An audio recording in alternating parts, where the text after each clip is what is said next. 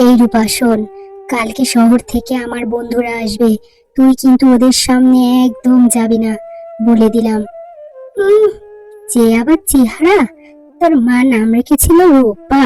হুম, জন্মের সময় মাকে খেয়েছে, হতভাগী। এখন আমাকে জ্বালাতে এসেছে। এই মেয়েকে নিয়ে যে আমি কি করি? এই কালো মেয়েকে আমি বিয়ে বা কোথায় দিব? মরতে পারিস না, হতভাগী। এই জঙ্গলের গুহায় নিশ্চয়ই বাঘ থাকে। আমি এখানেই অপেক্ষা করি। বাঘ আমাকে দেখলেই খেয়ে ফেলবে। আমি মরে গেলেই সমস্ত সমস্যার সমাধান হয়ে যাবে। ও বাড়িতে আমি আর ফিরতে চাই না। কে ঘুমে তুমি? এই জঙ্গলে একা একা এভাবে দাঁড়িয়ে আছো? তোমার বুঝি ভয় করে না? আর দেখো আমি কত কুৎসিত। আমাকে দেখে কি তোমার একটুও ভয় লাগছে না? তোমাকে দেখে আমি কেন ভয় পাবো? আমি তো নিজেই কুৎসিত। তাছাড়া আমার যে চেহারা খারাপ, তোমার চেহারা খারাপ। আমাদের তো আর আমরা নিজেরা বানাইনি।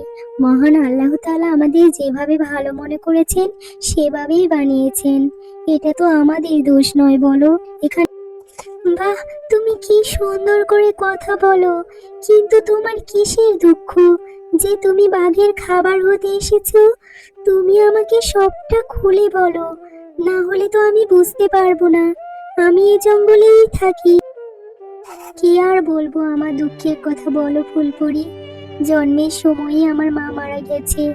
আমার চেহারা খারাপ বলে আমার সৎ মা সৎ বোন সব সময় আমাকে কটু কথা বলে।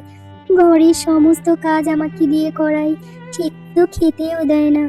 তাই আমি বাঘের খাবার হতে এসেছি এই জঙ্গলে। এই নাও, আমি তোমাকে সুন্দর বানিয়ে দিলাম। আর মন খারাপ করে থেকো না।